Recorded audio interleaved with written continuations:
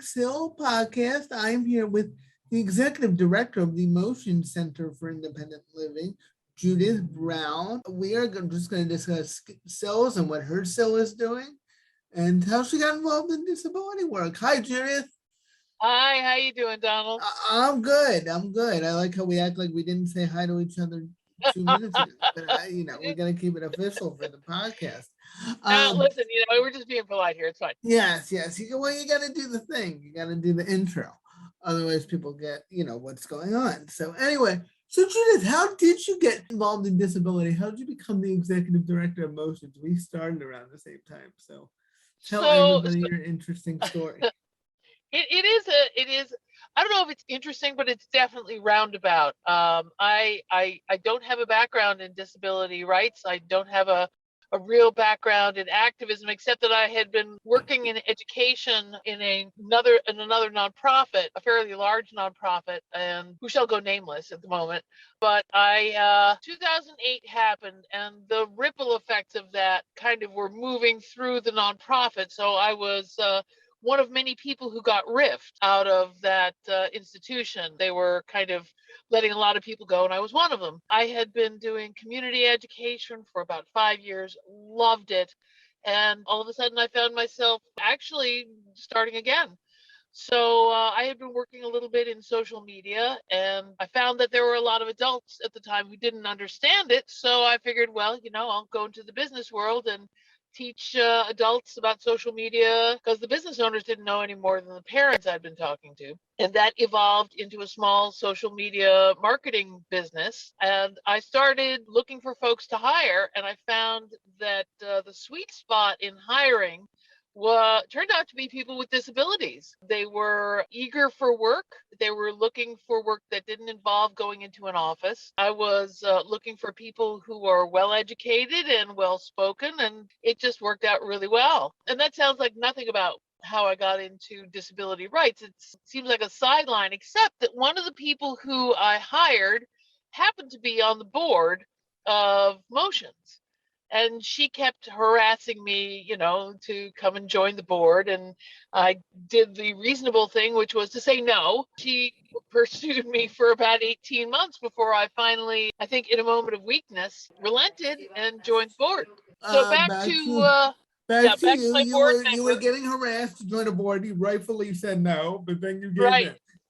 Exactly. And I gave in, I was inducted into the board, and a week later, the executive director left the company, and the succession plan that they had in place failed within minutes. So the next thing I know, I've got the chairman of the board on the phone calling me up and going, "Hey, listen, do you want to do something interim with MOCEANS?" And I had no background, but he seemed fairly desperate. And I said, "You know what? Sure. For 90 days, I'll give you 90 days as interim executive director," and that was 5 years ago. Right.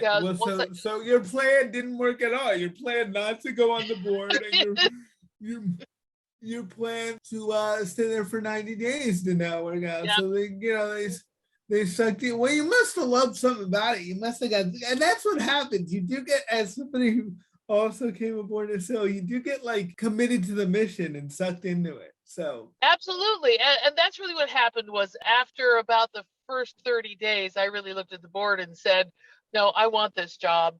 I'll let the other business go and I'll take this on. And they had been interviewing, and they chose me anyway. So, they had well qualified people they could have had, and they took me. So I guess it was meant to be. Right. That's awesome. So what's it been like? How was it like coming in? Of course, you don't have to say everything, but how was it like coming in as a new director? And what were some of the challenges and the rewards? What was that whole experience like? Well, first of all, as a person with a disability, I didn't know that this existed. So I've lived my entire life dealing with my own disability. Plus, I have a brother who has more limitations than I do. So this really spoke to me on a very personal level. And I found myself drawn into the work because I felt like this is the thing that I wished had existed.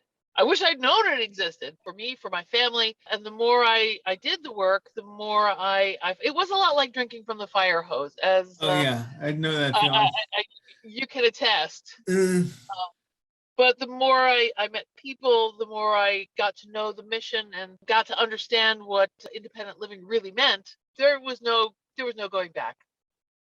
Yeah, I definitely relate to that. I think it was really the mission that hooked me, and we have a similar story. You know, I got out of law school. I was looking to get involved in disability law or disability advocacy. I got on the board of the Atlantic Civil that was just getting started. One thing led to another, like you, and you just end up, applying and getting a job. It's a little more complicated than that, but that's why I tell people, when people ask me how you get jobs like this, I'm like, you just show up places and sometimes you just land on them. This is truly the hand of heaven. I could not have written my high school guidance counselor, if she was still alive and I told her what had happened here, she would have told me I was a liar. Right. Absolutely. Well, I always say if I describe this job, if I met myself 10 years ago and be like, this is what you're going to be doing, myself from 10 years ago would be like, what? That sounds like not what we're planning at all. Right. So, but you never know. So for all the young people who are out there who are planning their futures and that sort of thing, I don't want you to think that you shouldn't plan. Really, by all means, plan. It does happen the right way sometimes. Right. No, and planning's good. And when you have a plan, it's easy to wing it. When you have a plan, you can when you have a general direction, you just got to be open that maybe your exact path isn't what you envision. No, that's a t-shirt, when you have a plan, it's easy to wing it. I think that's got to be a t-shirt somewhere. Yeah, and I'll give a shout out to my administrative coordinator. She says that all the time. So I that's not me. I'll give them credit. So yeah, so it was really the mission for me too. And also what you were saying, I didn't know about cells until I started as well. So we always talk as directors about, what cells are, and because they have a long history. I mean, I was looking at your website. Motions has been around since I think before I was born, the seeds of motion.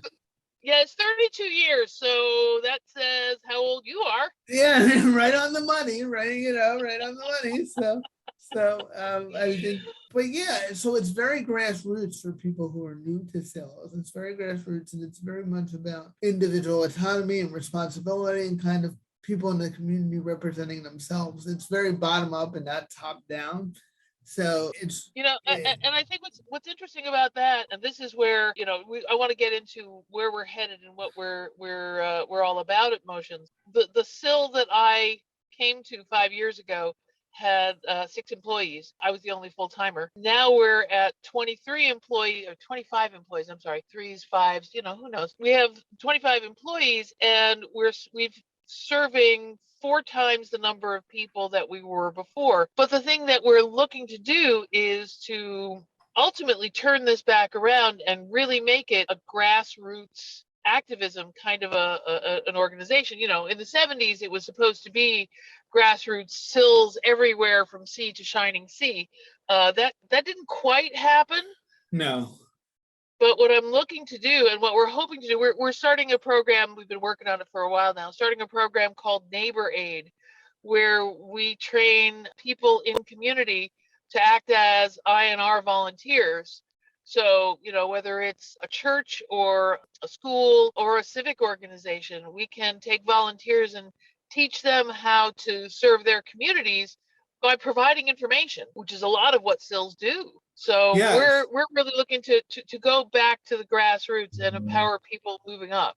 That's awesome. And when does your Neighbor Aid start? When is it rolling out? Do you have a date yet? Do you have a time? So we did a beta organization about a year ago, and funny story about that, we had 3 volunteers. We hired 2 of them, which yes.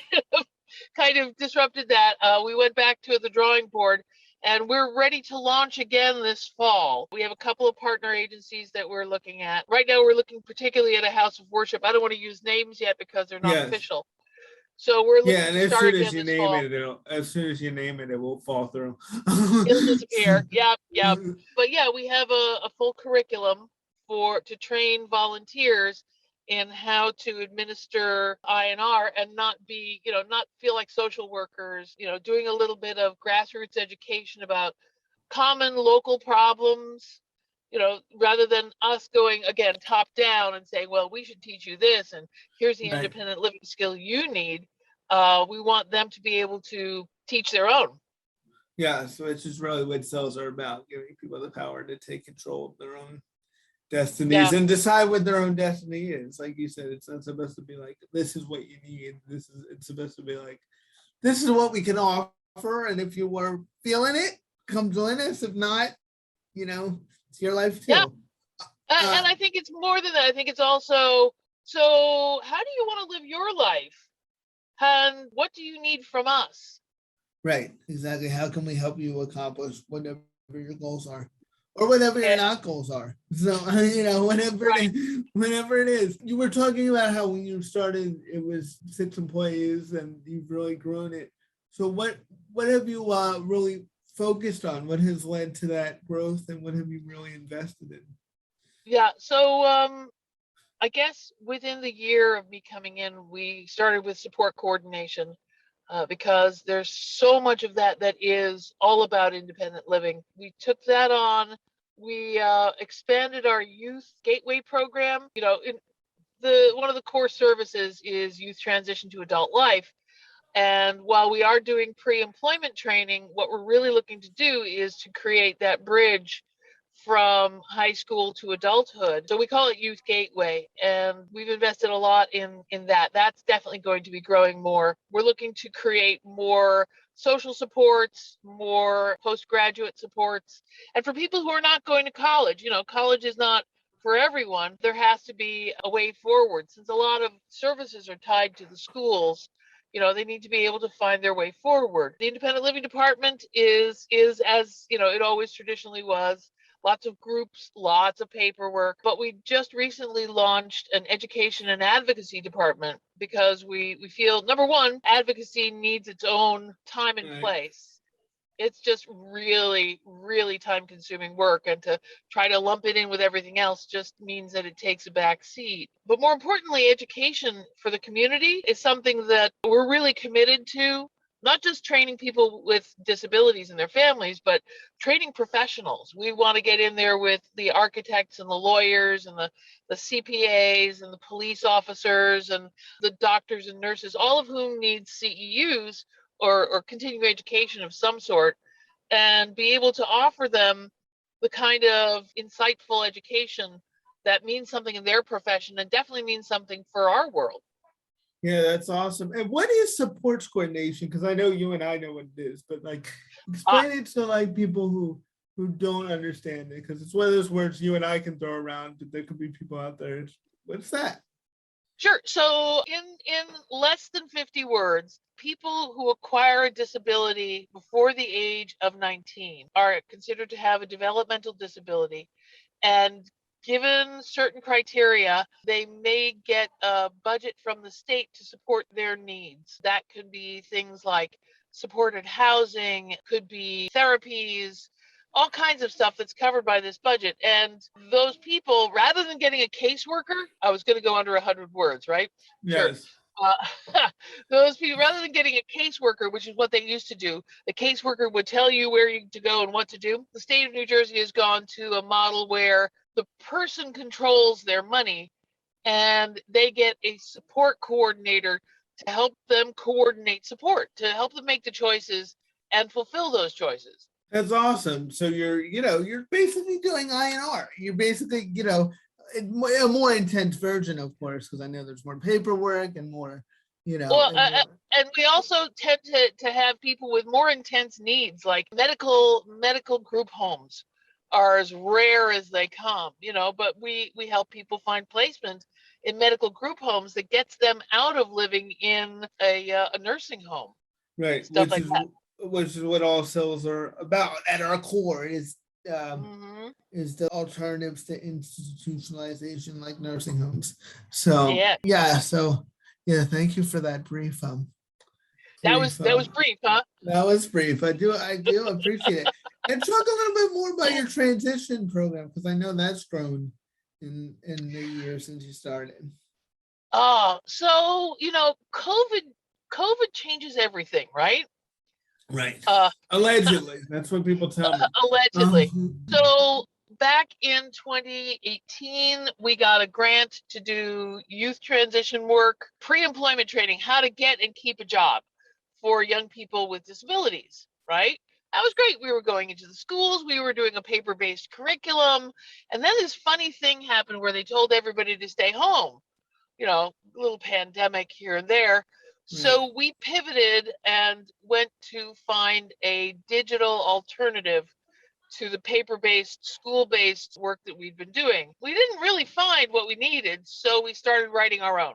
Let's see, that was 2020. It was March of 2020. We managed to complete that grant year and to start the next grant year fully remote. And if you've ever, I say if you've ever, we all know what Zoom calls are, right? Yes. So we've done a lot of work trying to make these highly interactive and appropriate for people's different levels of understanding. As people started to return, what we discovered during the pandemic was that we reached a lot more people than we could possibly do by driving to schools. So as the pandemic restrictions receded, we started doing a hybrid program. So we go to the schools part of the time, and part of the time we offer online learning for classes, as well as some online learning that people can do independently. So there's so that. Cool. And I know you've really invested. I really like what you've done. You have a lot of virtual stuff, and I think you've done the right thing of just kind of embracing where people are with this stuff, and at least giving them the option, because that's what I'm big on. Like I'm a big virtual person in terms of, I think I just want it to be an option. I'm not saying that in person is not a way to go, but like for a lot of people with disabilities, having the virtual option for a lot of things is very important. And that's really go ahead. That's really a good point too, because I got to tell you, if there's a silver lining to COVID, it's that it showed people that this was not a hardship, that going virtual was, an accommodation that can be made. Lots of people were pushing for this, especially in education, long before COVID, and they were getting pushback. Remote work, unheard of. You must How be can you do remote work? It'll be anarchy. Well, it won't be. Right. Except that it's more productive. We've actually gone to a hybrid model. We're permanently hybrid as an organization. So we've got people who are, their home base is their home, and occasionally they come into the office. And I got to tell you, the productivity is amazing. See, my cell is where you are. We are, some people are working from home, and that's where they work. And some people hated working from home and like being in an office setting. And I just think, and I just think there's a way to do both, and you can do it and make it what people with disabilities have been arguing for a long time, which make it based on what that person needs or where they work best or where, and that's the silver lining. I think you hit it on the head. It's like we've proven, we have done a global sampling of what remote work looks like. So now as we evolve forward, we can make the case that people are capable of doing work that suits their needs and still be productive, contributing members of a company, of society, and convincing business owners that this is viable. Well, shoot, half the work is done. Right. And I always say, like you said, all we care about as managers, we want the work done. We want to, be helping people. So I don't really care what room you do that in. Like, as long as you're helping people. Yeah, interestingly, one of the things that has resulted from this, and I know this is it sounds like a negative result. There are always going to be people who take advantage of a situation, and when you're remote, or when your culture is remote, they're not doing their side of the work becomes really obvious. Where in an office, you can skim forever. Oh yeah, I was here, and I was working. You can look like you're working. But once your team really counts on you and knows that you're supposed to be meeting deadlines and filing reports and all of that sort of stuff, boy, if you're not holding up your end of the bargain remotely, it shows. very That's a good quickly. point because you have no. You're right. If you're in, that's a good way to look at it. Because if you're in an office with like 3 productive employees, you can kind of hide in the background, file some paperwork, but you can't Yeah. do that when you're virtual. So that's a good way. Nope. That's a good way to look at it. It's like, what Yeah. else that guy? But that's a good way to look at it. I like that. I know you had a lot of, and the other thing I'll say to our audience so they understand, like all cells are different. We have the same core mission. We have the same 5 core services, the information referral, advocacy, transition, peer support, and life skills. But we all are focused on different things. Like I just became, and this podcast is going to come out later, but I just became a DDD vendor. We're going to be a service provider. So I just got that. We just got that. We're going through the process of fingerprinting and doing that whole thing. So it's Congratulations. Cool. And because our still has been around for 5 years, since 2016. I can't do math. 5 6 years around there. Almost it. Yeah, I was gonna say it's 6.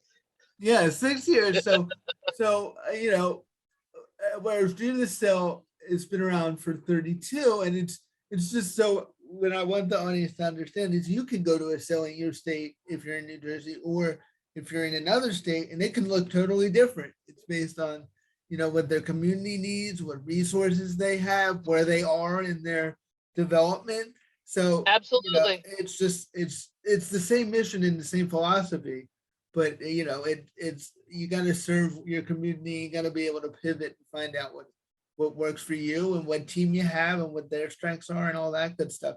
So you were talking about an advocacy department, which is something I thought was really cool. What made you focus on that? What made you? And you know what? It's really funny because education and advocacy is part of our core mission, and it was all sort of rolled into the IL department. We didn't really have a department when I came on, but as we started developing other programs, rather than calling everything independent living and identifying by funding source, say, it made sense to create different departments.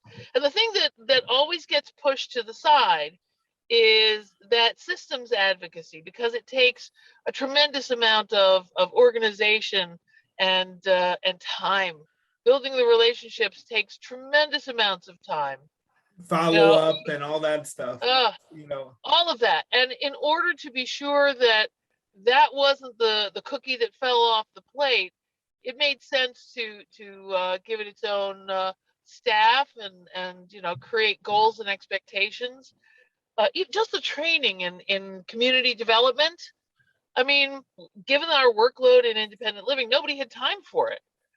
Right. So we You're cleaved exactly off. Right. Yeah, we cleaved off that section, our work, and started to create that independently. And I think you're so right, because especially the systems advocacy piece, like that's key to everything we do.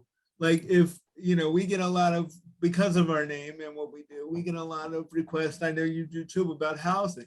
Well, the key to housing is for legislators to build more housing and to give more funding to affordable housing. So and that takes pressure, like I always say, when people want to build affordable housing in your neighborhood, there needs to be a group of people for it, because I guarantee you there's going to be a group of people against it who show up to those meetings. And absolutely, there's got to be, so you're investing in that. I think is really smart and really important, because it focuses on, employment, for people with disabilities to become unemployed more. A lot of that is, policy at Social Security and all that stuff that affects people's ability to earn and save money. And that takes effort and energy. And, I always tell people who call us, sometimes they'll complain to us about the rules, or why isn't there enough housing, or why is my Social Security like this? Why do I have an overpayment? I'm like, look, we don't make the rules. If we did, it'd be a lot different. But if you would like to talk to the people who make the rules, please contact your local legislator and governor and representative. And you know what? Totally. And you know what? Here's where going back to the grassroots really makes sense to me, because we can handle one person after another who needs housing. I don't even know how many we handle on a regular basis. But if all of those people who need housing are schooled in how to organize themselves and make an effective approach to the legislature, that's a different issue. Instead of 150 people who need housing, you have a grassroots movement. Right. And you have that pressure because legislators respond to pressure. They respond to voters. They respond. So if they know, oh, if I don't approve that affordable housing, I'm gonna get letters and calls, and people are gonna be at my town hall meetings asking me questions. Yep. I you know what, I'm just gonna approve it because I don't know how I feel about it really, but I don't want to deal with the cell group. Yeah, these folks, where did they come from? Yes, because like I said, the other groups, they show up. The not in my backyard people who are like, we want the housing, it's not in our neighborhood. Put it over there, Yep. Where nobody can see it. We need this really empty parking lot, because we love empty parking lots. And the funny thing too is that a lot of the NIMBY people, once you get to them and start to work with them, instead of everybody shouting at each other, the folks who are not in my backyard, you might actually get some forward movement. Because if it looks like two opposing factions, well, heck, nobody's gonna win there. But and if you can explain how affordable housing actually benefits you because it's more housing, puts pressure on the rental market, puts pressure on a lot of things. So it's actually a good thing. But you're right, and having a group that can communicate that, I think is very exactly. Were there other? Go ahead. No, you go ahead. I'll talk all the time. Were there other challenges? What's some of the things you still look at and you're like, oh, we got to work on that either in your still or kind of system wide and stuff like that? Oh, I mean, how many hours do you have? I know that's true. That could be like a 6-episode series. Yeah, housing as a human right is one of those things that just irks me. It's like I'm old, so I understand that there was a time where you could spend a quarter of your income and get a decent place to live. I understand that our approach towards housing has shifted away from people's basic needs, and I think that's something we as people with disabilities, as some of the most vulnerable people in our population, we should be out front and much more vocal about this. I think that's the sort of thing that, we could really collaborate with other groups to create some forward movement. Housing as a human right is just an incredibly urgent need. I agree. And everything is tied to being able to have some form of shelter. Yeah. And after that, there are lots of other things I'd like to talk about, educational standards for people with disabilities. I think there's a lot of wonderful, amazing people in the school systems, but I think as a whole, the system itself doesn't promote, excellence and real purposeful education that folks who graduate high school can look at and do something with. Yeah, there's still a lot of both in school and all around. There's still a lot of talking down to people with disabilities and not having high standards for people with disabilities, and that really can trickle down to people. And I think that's what caught me about the cell philosophy. I mean, when I was first asked to join, I was a little worried. I'm like, okay, is it going to be one of those disability organizations where they patronize and when they're patting you on the head? And we help people with disabilities, but you can't find a person with a disability. They're like at the front desk. Not that there's anything wrong with that, but they're not in any decision-making role. I'm like, I don't want to. It's not really my style. That's not my thing. But that's not what cells are about. They're about people with disabilities being in the decision-making roles and leading the organization. So that really inspired me, and it's something I really believe in. Yeah, and you know what, I think you hit on the head too. The core, the heart of what access means. It's not, hey, put a ramp up. It's not, hey, install a door opener.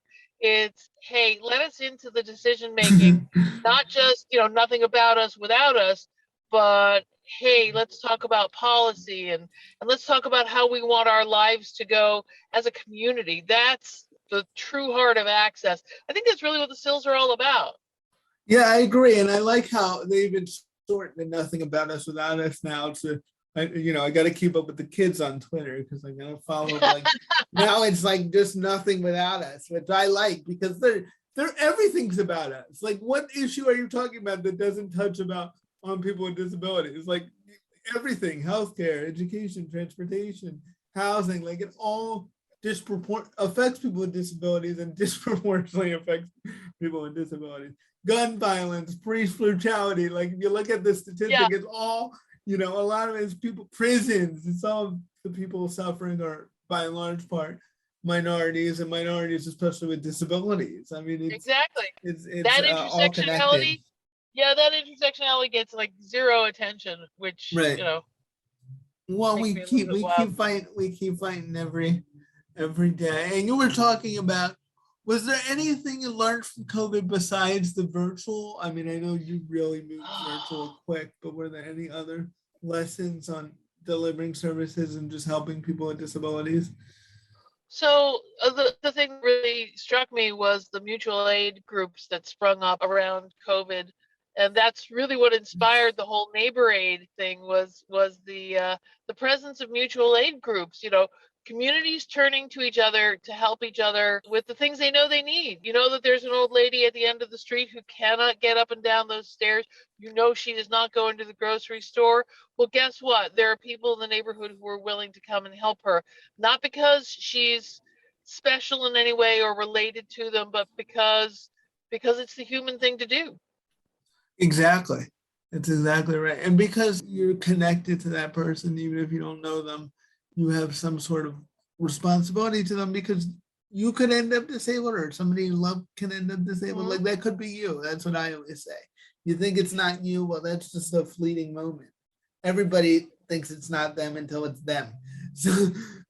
Until it's your turn. And then they're like, wait, so there's people with disabilities. This is why they were so upset all the time. Oh, that's why this is ableism. I get it. Yeah. Oh, yeah. So we talk about ableism a lot on my podcast. Because I know people still hear that word and they're like, what does that mean? How would you define it? What would be the Judyth definition of ableism? I think it's an inherent norm. It's a baseline that we're all trained to expect. So we're trained to expect that our bodies will function perfectly, that they will all look a certain way, and that anything that varies from that, either as an improvement or a detriment, is somehow to be noted, either to be put down or diminished or elevated. So, that inherent ableism means that you've got two legs that work in a certain way, that all of your senses work in a certain way, that, you can always strive for better, but anything that's less is to be denied. For people with invisible disabilities, it's like we experience things that are a lot like passing. Yes, that's a good way to put it. Yes, you do. And it's like, I always say, there's like different forms of ableism for both people with seen and unseen disabilities. Like if your disability is easy to see, like mine, you get judged a lot quicker, but also you get judged both ways. Like people don't question your disability. They just go, oh, he's got cerebral palsy. I get that. Like I can put that in a nice box. It's like, oh, here's the box. Click that box. Right. Click that box. I don't know. I've gotten, in my life when I was going through education, I've gotten comments like, wow, I didn't know you can go to law school, which I mean, is so insulting in so many ways.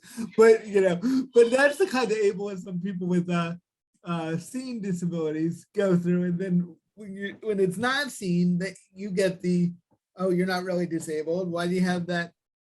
Why do you need the accommodation? Stuff like that. Right. You're faking it. Yes. You're milking the system. It's not real. Because there are so many benefits, Judyth. There are just so many. I mean, it's so much stuff. Yeah. hey, I'm going to take this, poverty level living in order to enjoy a mental health condition that tortures me day and night. It's so appealing. I'm just going to go do that.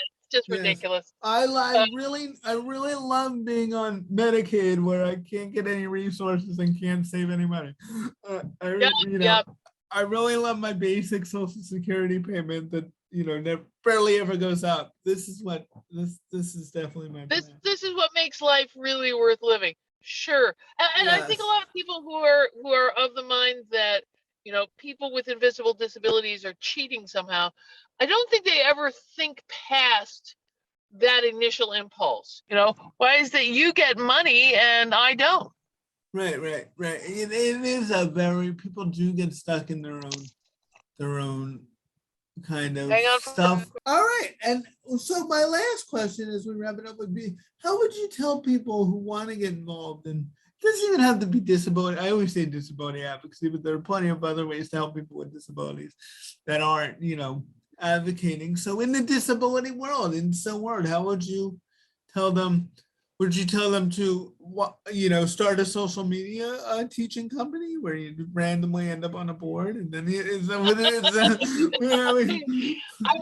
I would totally not recommend that as a career path. Believe me, there are easier ways to do that. I think starting at home. When I say at home, I mean starting with with the people It's one thing to open a door for somebody who needs help with equipment. It's another thing to ask them what their life is like, get to know them, include them in your world as friends, as a natural part of your world. If that's the point of entry, I think it's the sort of thing that anybody can do.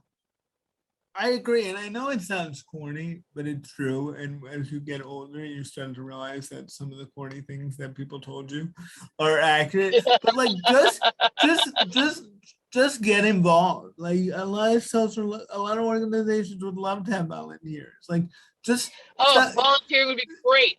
You don't have to have like a master plan. Like just start showing up and doing good work and participating and being involved, and things lead to people notice those things. Like you don't have to, and then if you start off, I know, if you start off as a volunteer and then a job opens up, which could happen, they may think of you. You've been such a good volunteer. Believe me, we've had that happen. Yeah, we've had that happen where we hired volunteers for sure. I'm going to say also, you know what? If you feel that that's a little bit too much, get the newsletter. Just subscribe to the newsletter. Start there. Just be aware. And start, and then maybe your first thing could be coming to an activity or just start meeting people and start, it doesn't have to be like a big, because like Judyth and I laugh because it wasn't a plan. If you ask me, if somebody said like 2 years ago to me, you're going to be running this thing called the Atlantic Show, I'd be like, what are you talking about? It's like, how is that going to happen? Nothing is going to work out, but like, that's not even on my radar. You just show up somewhere and then, and suddenly it happens. And suddenly it happens. So thanks so much for joining. You're the first director on. Now at the next directors meeting, you got to put pressure on the other directors to be on the show. And then at the end, after we do everybody, we're gonna have like a vote. Everybody's gonna vote on who was their favorite. Who's the most fun? I want to do a plug. I want to do a plug before we go. Yeah, plug everything. Plug everything you need. Oh my gosh! So we're doing a revamp on some of our groups, that sort of thing. Summer always is the time where we reevaluate. But September 11th, we are having our annual beach bash at Long Branch Beach. Short story: the city of Long Branch bought hard decking that makes it possible for people who use mobility equipment to get onto the beach. Not just wave from the boardwalk, but onto the beach. And yes, they do have the equipment to get people into the water. So if you want to come down, we have bands coming. We have family-friendly activities. It's a friend raiser, not a fundraiser. Right, and it sounds like a lot of fun. And so you're telling me, Judyth, that it's not enough just to let people with disabilities look at the beach, that they have to be able to get on the beach. You want to get sand in your wheels. Absolutely. Yeah. And by the way, anybody without a disability, my dad always brings this up. Anybody without a disability who's ever not had the experience of trying to get a wheelchair or trying to walk with a physical disability on a beach, he's like, people have no idea. It's like, it's a whole process. It's a whole process. Oh my gosh. It is crazy. But Manasquan has bought the decking as well. We haven't done anything with them this year. So anybody who uses a wheelchair, if you miss the beach bash, Long Branch has their hard deck out all summer long. Manasquan does as well. So there are places where, yeah, you can actually get a wheelchair onto the beach, and it's pretty exciting. Right. And, and that's the idea of sales. That's what we fight for. You just want to be able to it not be a whole project for you to go to the beach. Right. So that is, that's our basic mission. And plug any socials. You have an awesome website. I always look at your website. Your website always looks good. Oh, thank you. You know what? Right off the top of my head, I'm gonna hum. We're gonna be at Ocean Fest at the 4th of July. Come check out our booth.